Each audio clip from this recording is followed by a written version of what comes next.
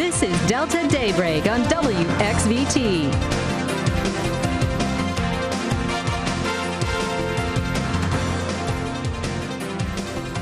Hey, good morning. It's Wednesday, April 27, 2016. I'm Candace Red. Well, marijuana and crack cocaine, those are the drugs police find after a traffic stop turns drug bust. I have the details, but first, let's talk about the weather with Riley. Seems like you're all smiles this morning. In lighter news, let's talk about the weather, but actually not too light today. We actually are tracking a squall line just off to our west. You can see all that lightning and thunderstorm activity that's heading our way now. It is breaking up as it's pushing further east, so that is good news for us. Here's a closer look at it. About to push into Ashley and Drew County over in Arkansas. Actually just crossed over into those counties, so that is the bulk of the heavy stuff as well. That is the front of that squall line pushing through, so get ready for thunderstorm activity this morning.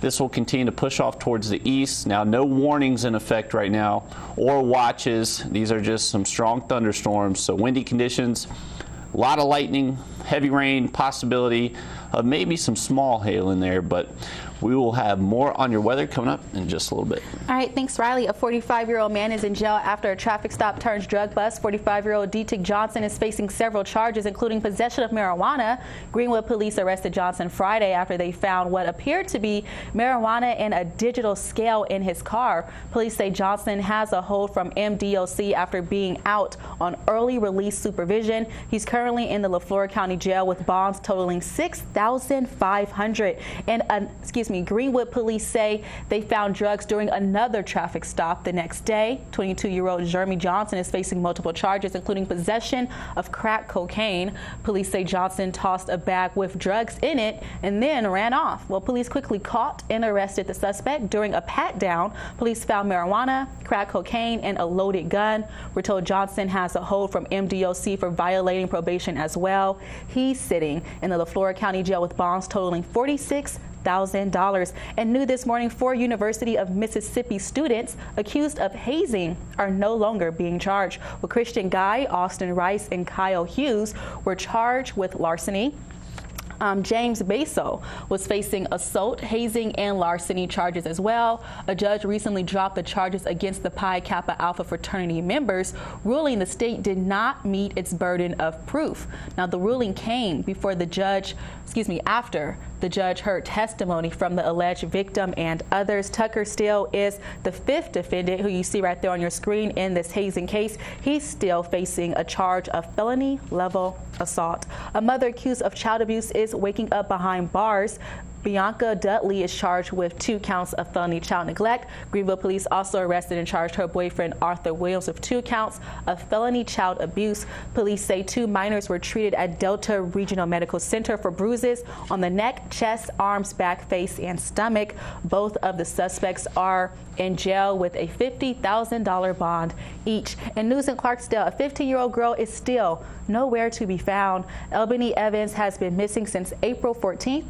Family members say that she was last seen outside of her house around 1 o'clock early in the morning, and this is in the 600 block of Bolivar Avenue. Neighbors say they saw the girl get into a silver Pontiac Bonneville with a man.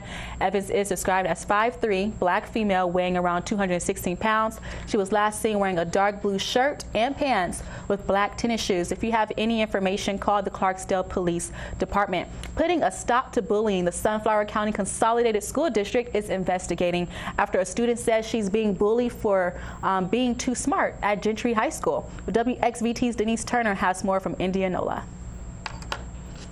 Nearly 3 months ago, when students thought a joke was being made about a class project.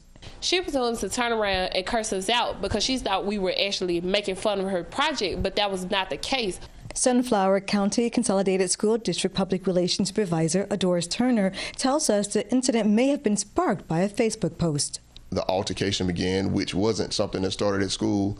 It actually started over Facebook, and social media is a tough thing for us to monitor. The tension built up and came to head last week with the fight between Prince and other students. Several students were questioned in the incident as officials reviewed the video. There was a number of students. The number ranges somewhere between 7 and 9 based on the number of students who were present and participating. And then through investigation, you know, the number of students who were actually fighting. I've been dealing with this situation for a while now. I've been being bullied by some girls in my school, and I've been continually telling the administration at the school about the situation repeatedly, numerous amount of times, but nothing was ever done about it. Now Prince says she's tired of the bullying and wants it stopped. What's ironic about the situation is that I actually had a meeting with my principal as well as my assistant principal to talk about the situation, and he said that the situation would be resolved, but nothing was done about it, and the girls actually jumped me. Prince was suspended 5 days but says she only served 2. In Indianola, Denise Turner, WXVT, your Delta News.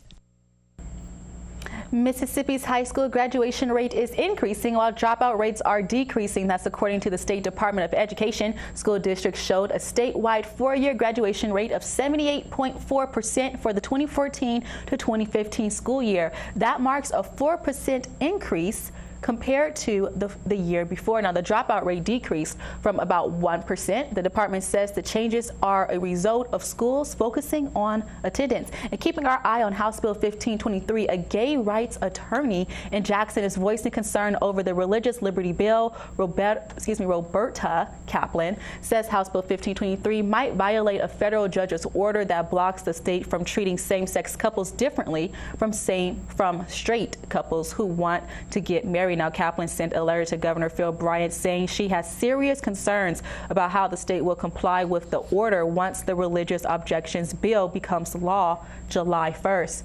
The U.S. Supreme Court last summer effectively legalized gay marriage nationwide. News in Greenville: homeowners are upset after a lengthy road project leaves behind a dirty mess and a huge hole. Well, Public Works Director Brad Jones says there's a reason why the project is taking longer than expected. WXVT's Riley Hale digs deeper.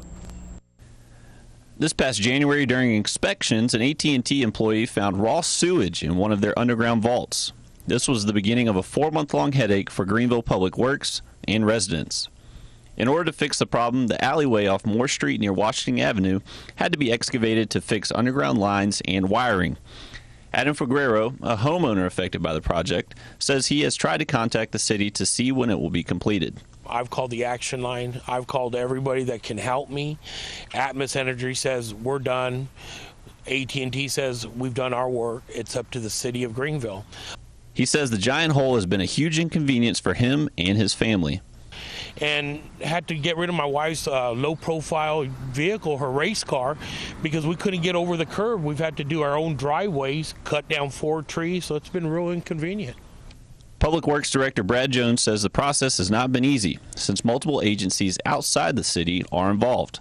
Every step we took, we had to have another utility agency, another utility outside of the city, AT&T, Atmos Energy. They all had to come in and do their components. The city sent out a crew early Tuesday morning to finish brickwork around the site. Jones says the project should be finished in the near future.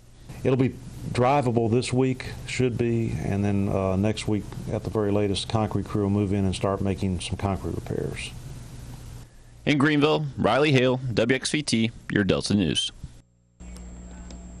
The Washington County Disaster Recovery Center will soon shut down. That's according to the Washington County Office of Emergency Management. The Washington County Convention Center in Greenville has been open to flood victims after heavy rainfall flooded several streets and homes last month. Well, David Burford is the Emergency Management Director. He says disaster survivor assistance teams will remain in Washington County to continue canvassing neighborhoods and providing assistance.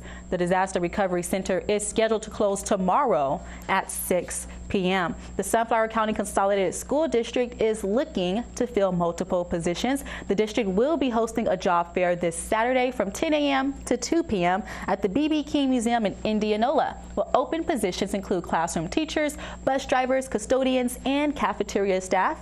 Applicants should, as always, dress to impress and expect to be interviewed one-on-one with school officials. Doris Turner is the district public relations supervisor, and he says the purpose of the job fair is to attract educators who have a passion for teaching and empowering students.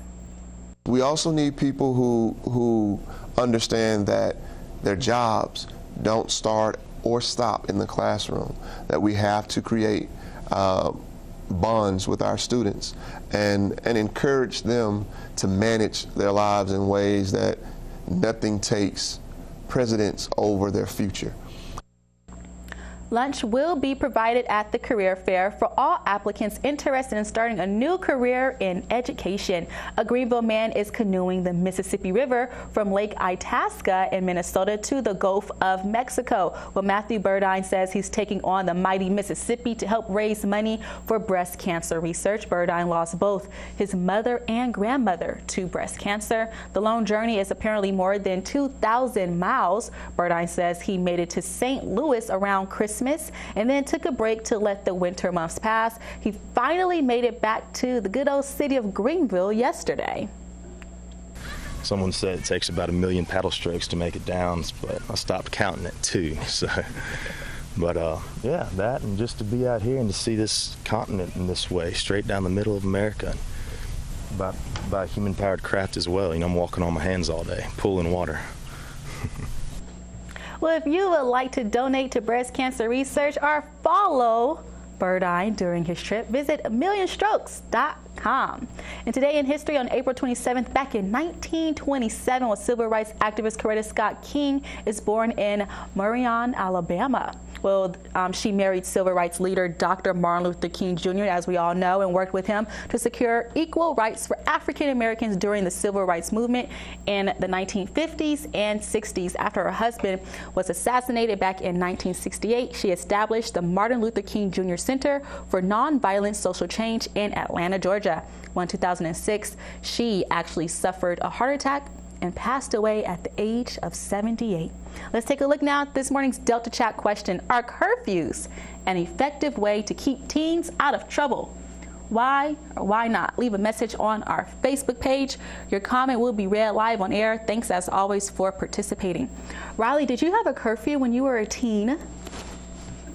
No, I think no, you sure did need one. It was just understood, like, don't leave the house in the middle of the night.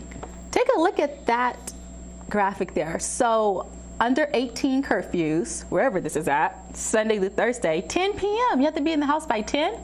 It's kind of early. Wait, Friday to Saturday is 8 p.m. to 6 p.m. or 6 a.m. so they can stay out pretty much it says, I think, all morning Friday long. to Saturday looks like 11, right? 11 p.m. to 6 p.m. So on Friday you can stay out, but once it hits 11 o'clock, you have to be inside. I think that's what that time says. You know I wear glasses, Riley. I can hardly see. I can't see that. But, I mean, I think it's good. You don't need teens out there late at night. Nothing happens good after dark. Well, that's the golden rule. Nothing good happens after midnight. Exactly. I'm going to leave that there. Riley, what's going on with the weather?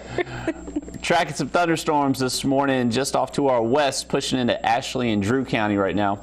You see a good bit of lightning associated with that squall line, but actually it is weakening as it's pushing further east. But latest model runs actually have it kind of strengthening as it heads further into the delta. So we're going to have to monitor that over the next couple hours.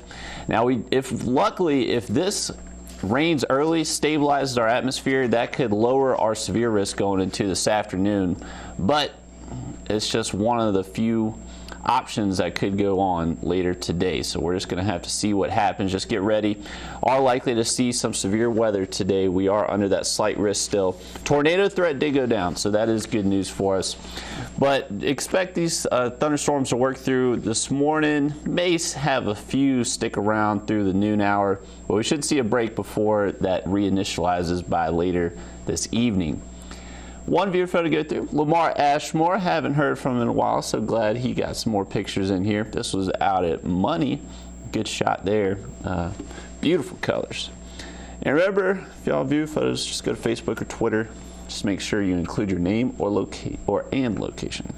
All right, thanks, Riley, and we'll be right back after the break with your top health news stories.